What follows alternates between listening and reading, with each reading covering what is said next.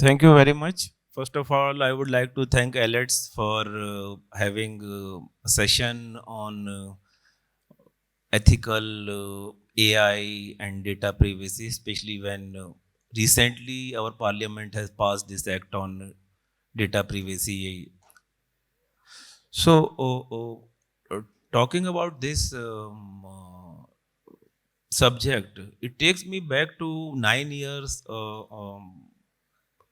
in 2014. So on an evening, Mr. Obama he took the first lady of US for a dinner, and they had a good time. And while paying the bill, that credit card was not honored, and he was shocked. And like, you are the US president, and your credit card is not being accepted. So it's a big thing if you see. And of course, Michelle, she paid the bill, and later on, when they investigated the matter, so it was concluded, or rather, I would say the conclusion has not come yet, that since he was not using his credit card, and there were frauds happening with those credit cards, so access was blocked. So if we say, and that was system generated action, so what we call AI. So in terms of AI, if we see, so of course, it was helping the bank to tackle those frauds. But was this system accountable towards the customer? The question is big no. Or you can rely such systems? I would say no. So these are certain things which we need to understand, or rather than I would say to we need to strike a balance when we talk about AI and ethical AI. When machines, we are making them to perform the actions which humans were doing. So I believe we need to make them as intelligent as humans are, and the to take care of all those actions. It's not only about taking decisions, rather to maintain those ethics while taking this decision. So to start this conversation, so first question which comes to my mind is related to, I would say, the banking sector, which is like, you cannot deny credit to anyone because it's their fundamental right. Banking services everyone should get. Secondly, you have to make a choose between the right customer and the one who can make fraud. So here, I would like to ask Mallika, uh, what do you think that some of the ethical considerations arise when algorithms that are entrusted with critical tasks like loan approvals or risk assessment? So, what are the key factors any bank should take care while making such programs to decide on their own? Sure, thanks for this question. So, I think firstly, when a customer is approaching a bank for a loan, or say a bank is doing an assessment, a risk assessment of the customer, the bank is liable to the customer to answer why they are, say, if they're rejecting a loan, why they are doing so, or if they're putting a customer in a high risk category, they're very much accountable and answerable as to why they're doing taking the decision they are. And when it comes to automated decisions, then it's important for the bank themselves to know where that decision came from, right? Which in case of AI, so for example, if we are doing say a LLM or advanced neural networks, these are very basically black boxes where even the people who have actually put the system in place, they do not know I mean, there is no way actually of finding out what was the rationale behind an outcome that came out. So that's where things like a responsible AI come into picture, and it is very imperative for banks, or I would say a lot of different sectors, but banking, for definitely we're talking about money, finances, and it's a huge responsibility, a huge trust that we're talking about. And I'll also give another example of bias or fairness, which is another principle of responsible AI. A few years back, a big tech company, a major big tech company, had to take down an AI model that they were using for resume screening, that is automated selection of candidates. And what was happening was that it was filtering out female candidates. It was only giving preference to male candidates who were applying.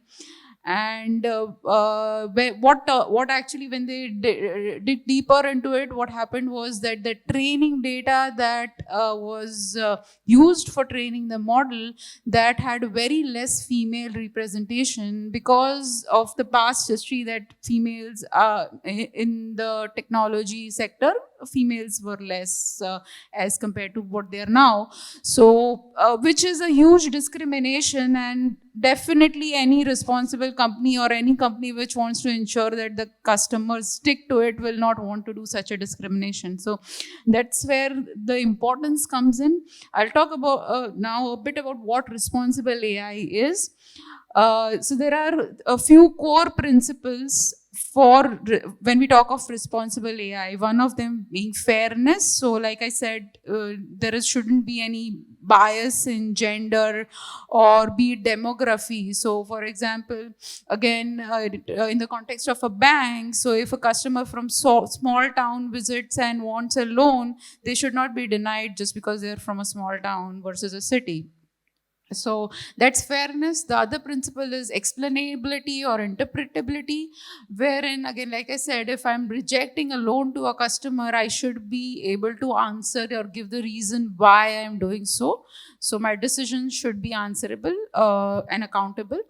Then the third is data protection and data privacy. So as a customer, my data, my PII, and banks, of course, have a huge amount of important PII data. So my data should be protected, and as a customer, I should have the ability to opt out of data usage if I opt to do so. And then there's, of course, security and data security, which is again a huge, and we're already seeing a lot of things where data has not been securely maintained and there are lapses. And again, that also is an important factor. So now, all these four principles, when we are designing an AI system, we need to ensure that we are incorporating all these four in the end-to-end phase. So it's not just one part of the system which addresses in the end-to-end, right from data collection. So when we are doing that data before feeding the data into the model, we need to ensure that the data is representative of the entire population.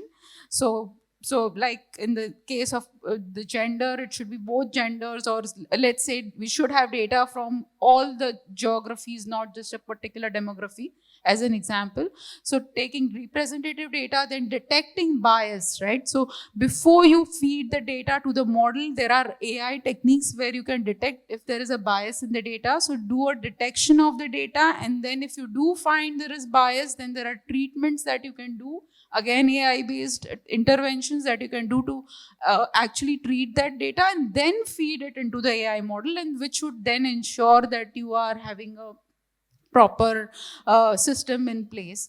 Again, in terms of that would be the bias. Then in terms of interpretability also, even if you are using some of these black box or advanced models because they provide better accuracy, there are ways, again, different AI techniques where you can then interpret the results and answer from where they came from. So there are example packages like Shape, Limely, so wherein you can then give the rationale as well. And so every AI system should have that interpretability or explainability incorporated in the design itself, and then be answerable to the customers. Of course, it doesn't end there. We would want to do monitoring after you've already deployed these models in production, post-production monitoring to ensure that the models are working as expected and they're not going haywire. Then there are a few other things like treating sensitive data, PII data, removing that data, taking customer consent, providing the customer the ability to inform and raise issues. So providing a platform, and then you actually take actions accordingly. And finally, I would say human in the loop. So while we do automate and do all these AI based systems, always have humans who would be overseeing critical cases, who would be doing some oversight, so that it becomes an augmented system and not just a completely AI and automated system. So those would be some of the things how we can address this. Thanks, Mallika. I think some of the key points which you could highlight are related to AI and the ethical aspect, which we need to keep in mind not only after deployment, rather the entire journey of those applications when we are building. So, right from planning stage to execution, ethical aspects we need to keep in mind. And the most important point which you highlighted was related to explainability. So, ultimately, if I am pushing the model or I am making my model to take decision, in case of any eventuality, I should be in position to explain why that decision was taken. Because now you can't put those I would say responsibility on machines. Ultimately the organization who is building the models, they need to uh, explain the causes why such decision was made in any situation. So that takes me to another question, because AI is since related to your personalized experience. This is what we say, like why we use AI, because I should be understanding my customer and I should be satisfying their needs based on the learning I have got from them. Now, with this data privacy bill recently passed by our government also, and then GDPR was always there since I believe 5 6 years, and so I would like to ask Manu, where to strike the balance between the two. At one side, you want to provide, or there is an obligation to provide personalized service. So unless you understand the customer, you can't do that. And on the other side, these bills are coming, and I would say it is just a beginning, so they are going to become more stringent with time. So how do you strike the balance between the two? Good afternoon, everyone. A very warm good afternoon to all of you. Great question, Deepak. And there's always this question around there's a need to know more about the customers, which can only be met by proliferation of data. And there is an aspect of fear, and there is an aspect of control that typically, if you see the Indian customer, we are yet to evolve to a maturity to even understand what does it mean in terms of safeguarding our data. The bill has come in very recently. It will take some time, first of all, for the Indian customers to mature to a level where we understand what are our rights as a consumer. That's number one. Where you strike a balance, the law says very clearly that the balance between personalization or data sharing and what is private, that balance hinges on a very fine decision point called consent. And if you see more and more the systems, the stacks that are coming in, that even the government is driving, the regulators are driving. For example, the whole account aggregation model, right? It is based on consent. What is going to become important is an enterprise's ability to store, capture, manage, and if required, change consent management from all our customers. That's the first part where the division between what we need from a customer and what protection the customer has. That's the first point. The second part, see, we use AI as a very broad term. And some part of AI, actually people mean machine learning, but they say AI. I'll keep the machine learning part separately, which is even available today for data that exists in an enterprise. The more difficult part is finding a boundary between generative models. What sort of guardrails will be put around generative models in the processes if we use such a model, let's say, for customer service? If we use such a model for interacting with our end customers, what is private? What is unique? What can be leveraged? What can be leveraged by the data that is available from general learning in an LLM model? And what is the data that is only relevant to the enterprise?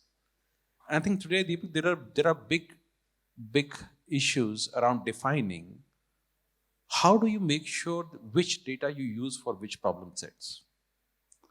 Because the data are still evolving. Even if you see the latest GPT models, they are only trained till 2021. And the rest of the quote unquote correction is happening through public search data. And the organization now bringing those two together to respond to a customer. So the second issue is the balance between enterprise data, which sits within the enterprise, and dependency on a large language model which uses publicly available data. How do you test the veracity of it? That's the second decision point. The third decision point around where do you draw the line is the ability to secure, verify, and track the usability of every data component end to end. With the new data protection laws coming in, this will become very, very onerous on the organizations that leverage data, on how they are consuming, using, protecting data. And there's a very broad categorization of principals and fiduciaries, and the penalties for inadequate handling of customer data. The least penalty is 50 crores, can go as high as 250 crores. So the challenge is, how do I make sure that I get that access to data that I'm absolutely certain of preserving? I have complete traceability, and I have complete lifecycle management automated, where if a customer gives me consent only for 4 days, which is going to happen, when a customer shares data for underwriting, for example, in life insurance, they can say that, hey, I'm going to give you this consent on my bank statements only for the 30 days that are required for doing medical underwriting. After that, my consent automatically expires. How do you drive that control? And our ability to put automation in place to drive such a decision making will also be a determinant around how do we place that wall which says, this is the data I'll ask from the customer and this is the data I will fetch from the public. I hope that answers the question. Largely, I would say yes. And in fact, very important point which you highlighted about data privacy bill. At least it has given some sort of clarity to institutions as well as to consumer also, like what is going to go in the system, and can I trust this data aggregator or not, or if I feel that my data is not safe, so can I withdraw the consent. So I believe things are evolving and things will change once we experience these things in Indian scenario. I would say, of course, in global GDPR was always there, and building systems on something when clarity is there, or I would say some light is there from regulators, it gives a comfort to institutions also. So when we build these models and when we connect these models with our internal processes, so when we allow these systems to take decisions, So there a natural discomfort I can say comes in internal workforce also, because till now I was taking the decision or system was helping me to take decision. Now decision is not coming to me. System is taking the decision. I am either validating it or my role is not there. So a larger chunk of workforce which was employed in BFSI. So there, I would say, a slightly discomfort is there about their engagement with the organization or how this new regime will take place. So I think none other than a CTO can answer this question, because when such changes comes, so in boardroom everyone looks towards the CTOs. अभी बाकी लोगों का क्या करने वाले हो? So please Sumanta, if you can throw some light on this. Yeah, in fact, very valid question and very, very valid FUD as well in the industry nowadays. But I would like to focus on a very important thing, which is called domain expertise or domain knowledge. Okay. Now, when I'm talking about domain expertise or domain knowledge, I'm not only talking about the domain expertise or domain knowledge of the about the industry, but also the required domain expertise and domain knowledge as part of the organization in which that workforce is working on. Okay. Yes, there is an evolution that is happening with the advent of AI and all. The way I see this would help here is one, that use that domain expertise, or domain knowledge, or the experience gathered over the years to build in policies to those ecosystems, the AI systems, so that it can take better decisions. Number one.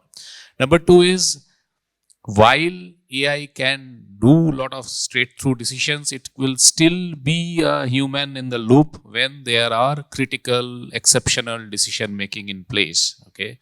Because at the end, like the example Mallika was giving, so that algorithm, the AI algorithm which is getting built also gets built on data. Okay, there will be cases that all the scenarios, everything will not be possible to get captured through the data. Yes, it might get better and better. So the current workforce should focus on make the model better, set up the policies in the model better, and handle the exceptions.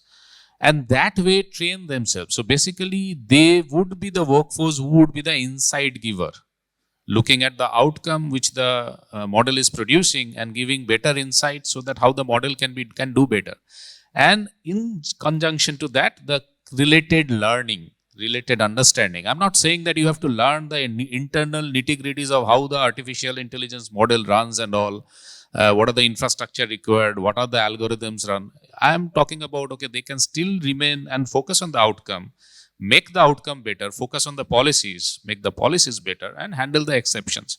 So in that way, what would happen is every organization would like to scale to handle more and more customers, more and more decisions.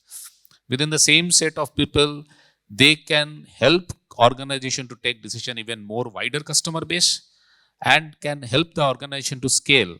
So it doesn't have to be that, okay, your employee strength also scales proportionately to your customer base. That would not be the case.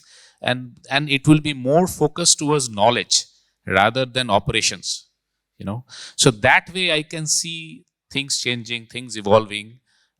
We have to just ride on the enablers that are coming up in the ecosystem. That's what I would like to say. I can add to that, Sumanta. See, when we look at the challenge of the fear, when AI, actually we've been using AI for the last 40 years now, and we just don't realize it. Even the way Google presents our emails in a stacked rank, it's actually a very deep algorithm. And we've been using it for years without realizing. There was a lot of fear when AI came in that, hey, there'll be job replacement. Similarly, when generative AI has come in, there's another set of wave of fear that, hey, will it take away jobs? One thing at least that we believe, that what we have today is still special purpose AI. It is not general purpose AI. It cannot solve a very wide variety of problems with one single stack.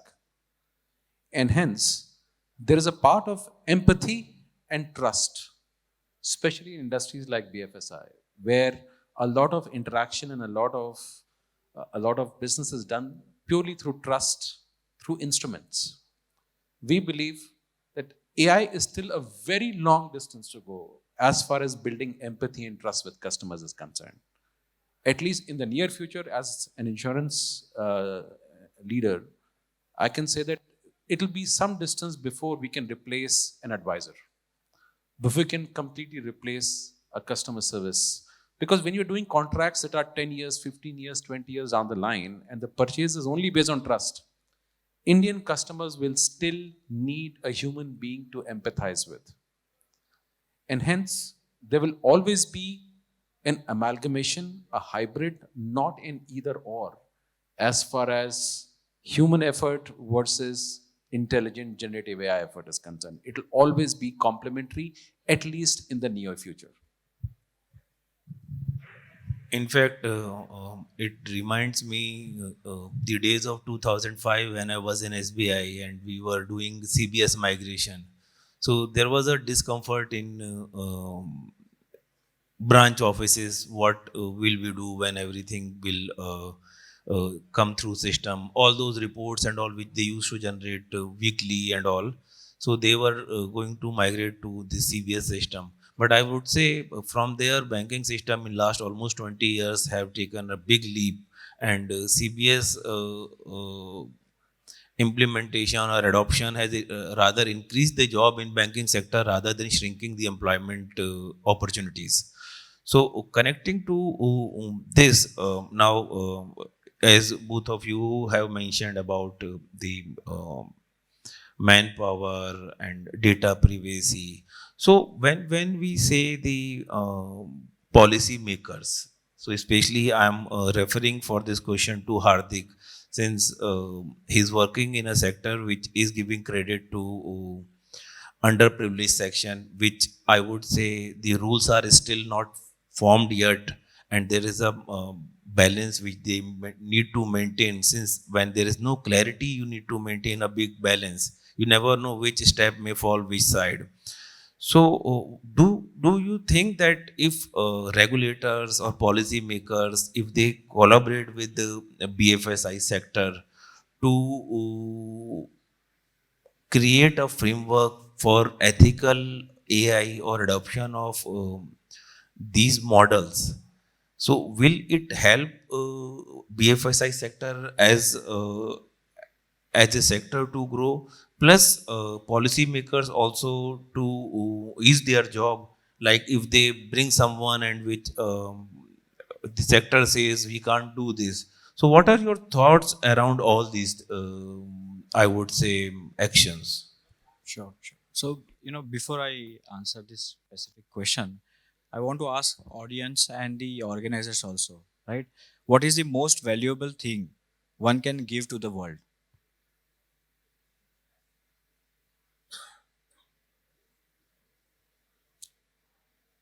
Yes, anyone from audience That would nobody like to can answer? buy. So that is time, right? And all of esteemed panelists who are senior to me are very humble, but I want to draw attention to organizers, right? That you must keep the synergies of such events where when you are buying time from such senior people. If you collective take all of our time, which costs few lakhs or few crores probably for us to come here, attend the audience, but if there is no such synergies in audience there, okay, if it is not built, okay, then the whole purpose of such panel has gone for a toss, right? So it is my humble request, whoever organizer committee members are here, please going forward maintain this, right? And I'm very sorry if I am being too arrogant to people who are sitting here and to organizers, but this is my genuine feedback to everyone, right? Otherwise there's no point of discussing anything here, right? If it was a panel discussion among five of us, we had an excellent discussion, and I'm fortunate to learn a lot of things from their experience. But whole agenda, whole essence of such events, that we exchange ideas. Here nobody came to teach anybody anything. All of us are experts in our own domain, but the whole idea is to exchange information. so that somebody has done something best to their company, we can learn without getting into that learning curve, right? So we must have proper synergies among audience, and they must be here, and that's where the whole essence of event goes, right? Now, answering to your questions, I told you that last month I was in United States. So my question, when I saw the traffic system there, right? Do you think that we don't have traffic rules in India? Do we have traffic rules in India? Right? Are there penalties if you break the traffic rules in India? Then why does US person, when he step out of his home, he follows all the traffic rules, whereas we Indian don't do? That's where my answer comes when we talk about policy creations. Okay, government creates policies, right? But they don't have monitoring, enforcement, and law vertical in place. Okay, for India, I think corruption is a different challenge, right? I'll not get into that part because it's a bigger problem to solve, corruption. But when you look at other countries, right? Europe brought a GDPR law. I was working with Network 18 and I was heading money control. The same day we had to shut down money control in entire Europe, right? Why? But if government of India brings any law, okay, none of the companies are going to shut down their operations or shut down their businesses because they are very confident that we are, going to sail out of this. And there are a lot of loopholes. There are a lot of systems where you can just avoid them, bypass them, and move away. So on top of policy creation is not just a solution, but enforcement and monitoring of any problem in India. Okay, if we do it right, then only it is going to help. And it could be anything like governing the municipality, data, AI, everything. Now AI has a different problem because 90% people who talks about AI actually don't know what is AI, right? It has loosely used term in this world that even people who train their models using logistic regression are calling it machine learning and AI, right? But if you actually deep dive and see, that's a problem, right? Now Mallika has explained about explainability of the model, right? That is very important. But on top of explainability, okay, there should be enforcement and law committee which observes how company is doing. Right now, if you see, there are audits done. I'm particularly talking about credit industry. There are audits which happen every quarter, every year, and even though you will see Yes Bank, even though you will see DHFL, right? Now we have to internally think what went wrong, even though they were, reporting their audited financials, right?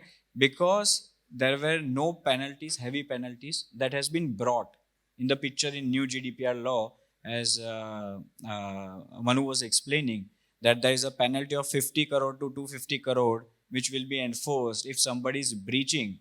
But how and when we are going to start monitoring it, it is very important. We have traffic rules, we have traffic police, but are they monitoring people who are breaching the traffic rules? And on top of that, are they charging or fining people rightly, okay, when they make mistake? Okay, that is where we should focus.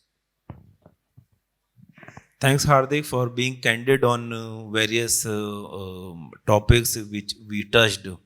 And I think this is very valid thought which Hardik has put.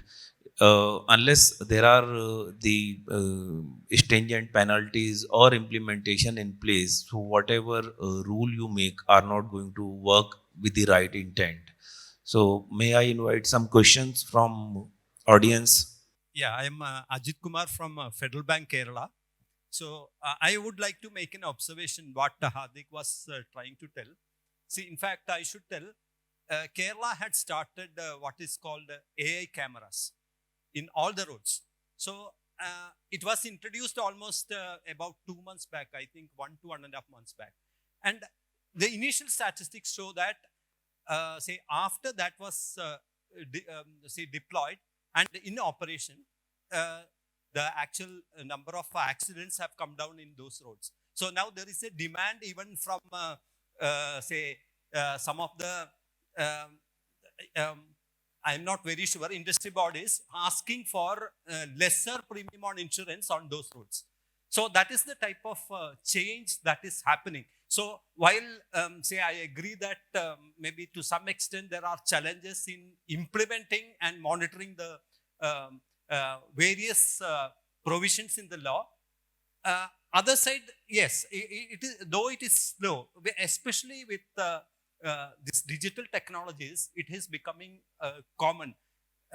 See, we are a country who have actually shown that maybe with a database like Aadhar, see, a very large type of a digital public infrastructure is possible. So it's only a question of time. That's what I think. And coming to the question, see, one thing, especially when it comes to BFSI technologies, see what happens with the regulators. I am actually representing the compliance department of the bank. So what happens is that many of these things will also require a demonstrability. So I am using either a AIL or an ML model. See, the basic challenge is that next year, say, RBI auditor comes and asks me, how did you come to this conclusion? So this is something what, see, I'm not very sure whether that was discussed. In between, I had gone out. Sorry for that. But my question is that, is there anything what we can do to demonstrate clearly to the regulators as to how these models work? Thank you. Yeah, great question. Yes, so I did cover in the initial part of my conversation, but yes, so it's when we are designing these AI systems, right, we can ensure that we incorporate some of these principles of how the AI models are coming up with a decision. And for that, there are advanced techniques. I'll call out a couple of packages called as Shape, SHAP Shape, and Lime. They're there in Python if you're using those implementations. So using these, you can then interpret the output of your AI model and find the causality or find what were the attributes or what was the underlying data and the values which actually led to that output of that model. So when we are designing and implementing these AI models, we need to ensure that we have these solutions in place so that we can answer, be it the regulators, be it our customers, or be it our stakeholders, whoever we want, whoever wants an answer to the outcome of why we arrived at a decision. Does that answer your question? So just to add what Mallika said, so it's a journey. So it is not like you can just plug and play it at any stage and then my job is done. And that's where I would connect to the thoughts which Sumanta has also mentioned. There the new jobs are going to come, like how to explain those models or to audit those models. Are they taking right decisions? So these will be new sectors which will emerge once these models are extensively being used in the organizations. So if any panelist want to add something to this, any more questions?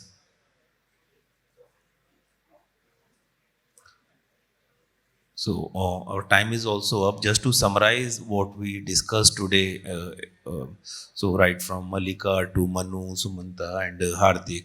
So what I can conclude that building AI models and bringing ethical aspect is like raising a child.